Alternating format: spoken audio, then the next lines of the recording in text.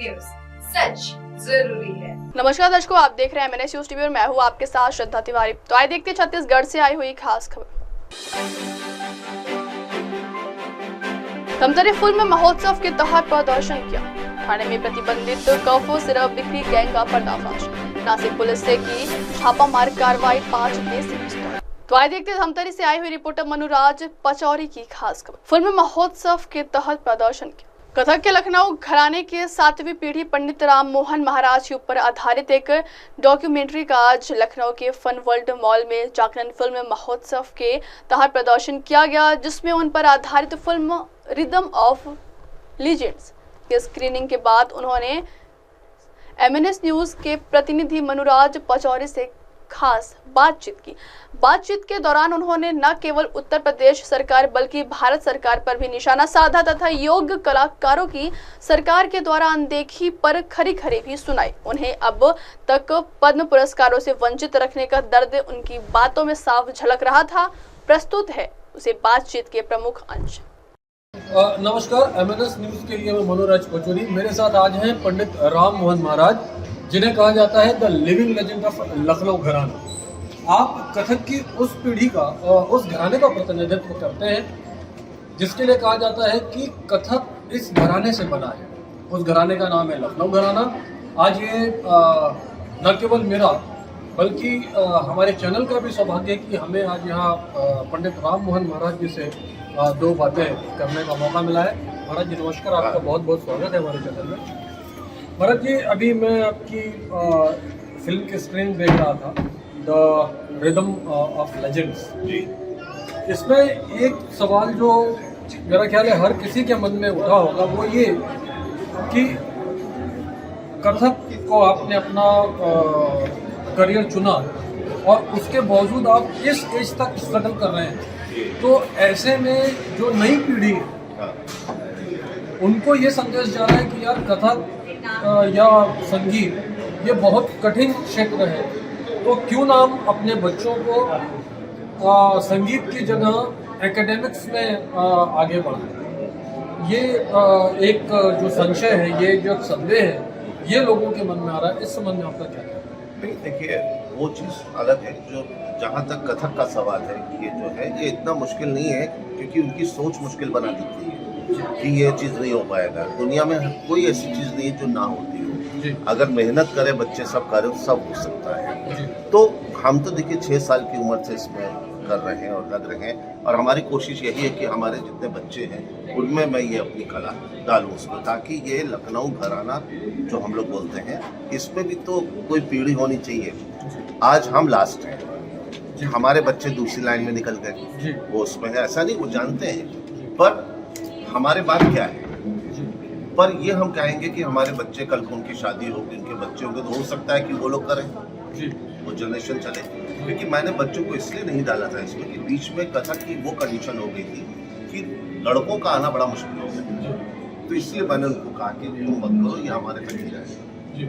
तो जहाँ तक एकेडमी की सवाल है कि एकेडमी तो वो करना ही है, उनको पढ़ाई भी करनी है, सब करना है, पर कथक जो है वो अपना कल्चर है जिसको अपनाना चाहिए। ये इसलिए ये पिक्चर दिखाई गई है, जो उसमें जो मोटो दिया है वो यही है कि जो आजकल की यंग पीढ़ी है, जो आ रहे हैं जनरेशन वाले, वो इसको देखें और प्रेरित हों और सीखना इसको शुरू, ताकि लखनऊ घराना का पिलर जो है वो मजबूत हो।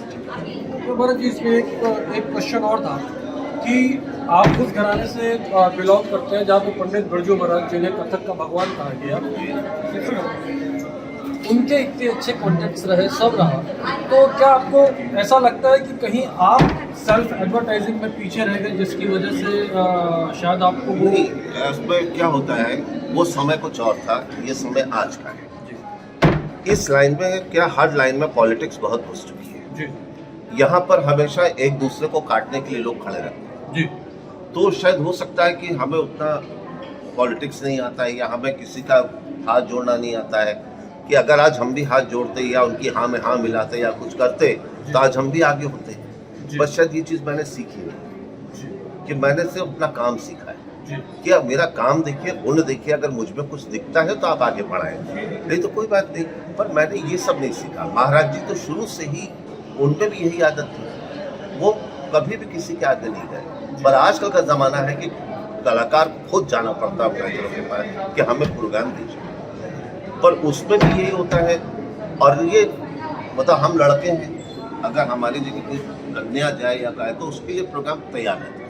अच्छा हाँ, पर लड़कों के लिए वो गुंजाइश खत्म हो गई। अच्छा महाराज जी, इसमें एक सवाल और मेरा है कि आपने आदरणीय महाराज जी की बात मान के दिल्ली छोड़ के आप लखनऊ आ गए। हाँ, यदि मैं ये कहूँ कि आपने अपना बना बनाया बाजार छोड़कर लखनऊ में आना स्वीकार किया तो बहुत गलत नहीं होगा।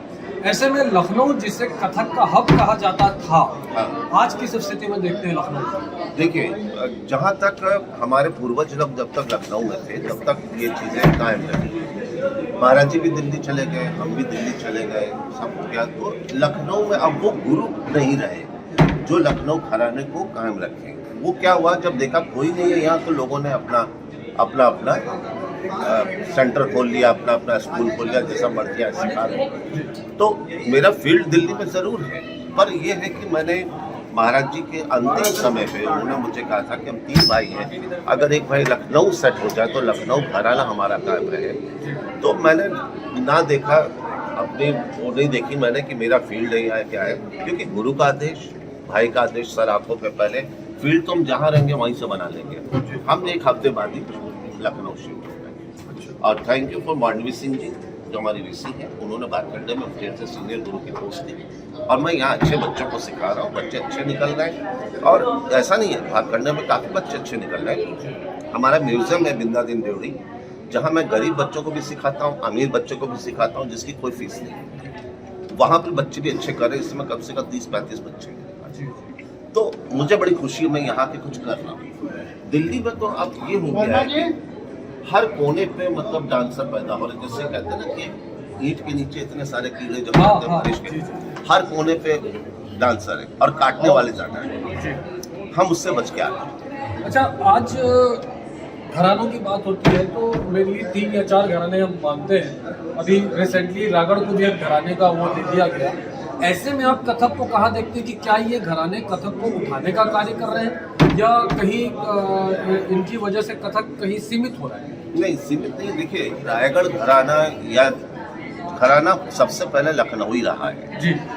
सब जो घराने हैं सब इसी की शाखाएं, क्योंकि सब इसी घराने में ही सीखे आके जाके बस गए। अब आप मेरे से इंटरव्यू कर रहे हैं, आप मुझसे सीखेंगे, आप जाके कल को लंदन बसेंगे तो आप कहेंगे लंदन घराना। तो कहने का मतलब घराने ऐसे बन गए। रायगढ़ के राजा थे जहाँ पर दरबारों में हमारे ही पूर्वज लोग जाके वहाँ नृत्य किया करते थे। अच्छन महाराज जी रहे। हाँ, अच्छन महाराज जी रहे, तो वो घराना नहीं कहलाएगा वो, कि वहाँ उन्होंने राजा के दरबार में उन्होंने नृत्य किया। घराने होते जिनकी पीढ़ी होती है, हमारी 7वीं पीढ़ी है।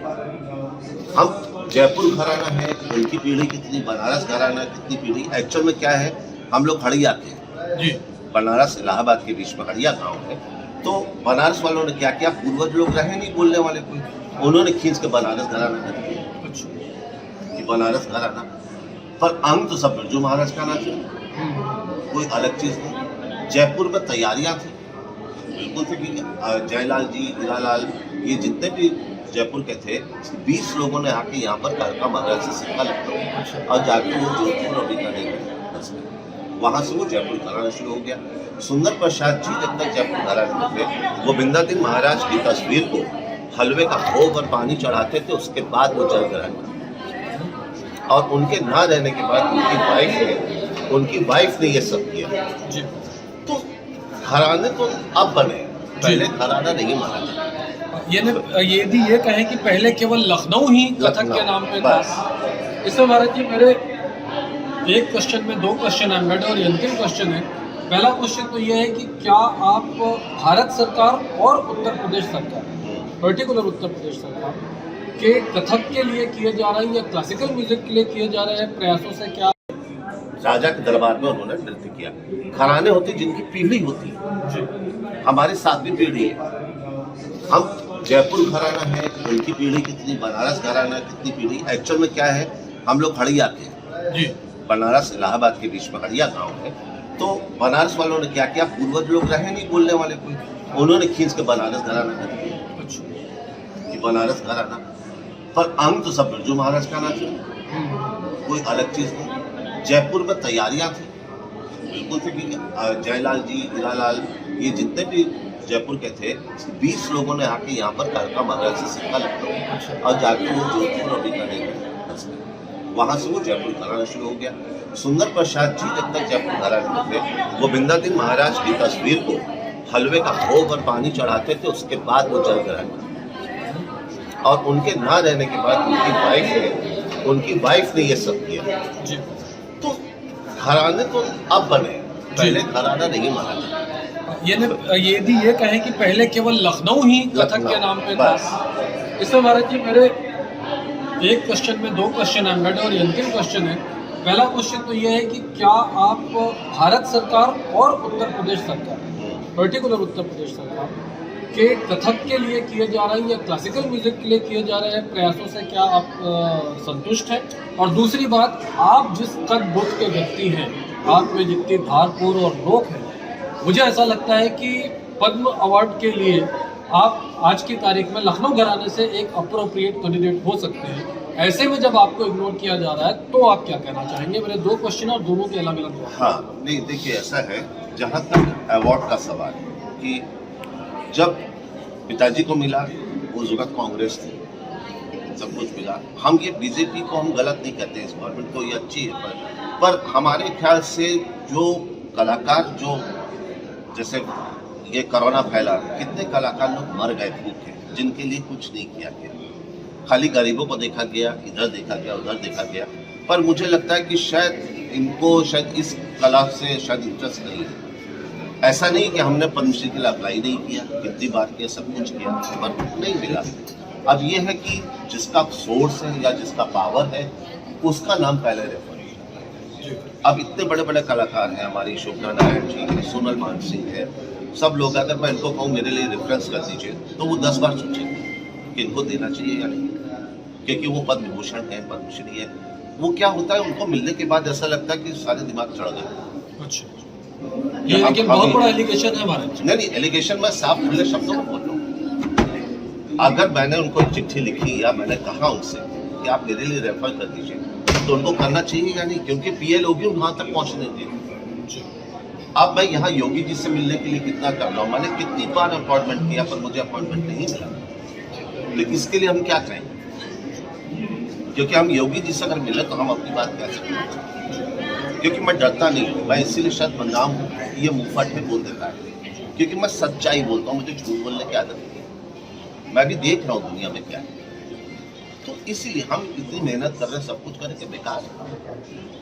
आज मैं 65 का हो चुका हूँ, अब कब मिलेगा? और आजकल अवार्ड भी जब मिलता है, जब कोई 70-75 का हो जाता है, 90 का हो जाता है, तब मिलता है कि कल को अवार्ड मिला, पता लगा 1 हफ्ते बाद चले गए। उसका आनंद कौन ले सकता है? अभी तक मुझे संगीत नाटक अकेडमी ऐसे अवार्ड नहीं मिला जी, क्योंकि उस कुर्सी पर जो कोई आता है वो अपनी फील्ड को ही अवार्ड दिलवाता है। क्योंकि इसलिए मेरा गवर्नमेंट से ये रिक्वेस्ट है कि किसी कलाकार को अधिकारी ना बनाया जाए, अधिकारी बनाए आपने ऑफिस से जो इक्वल देखे।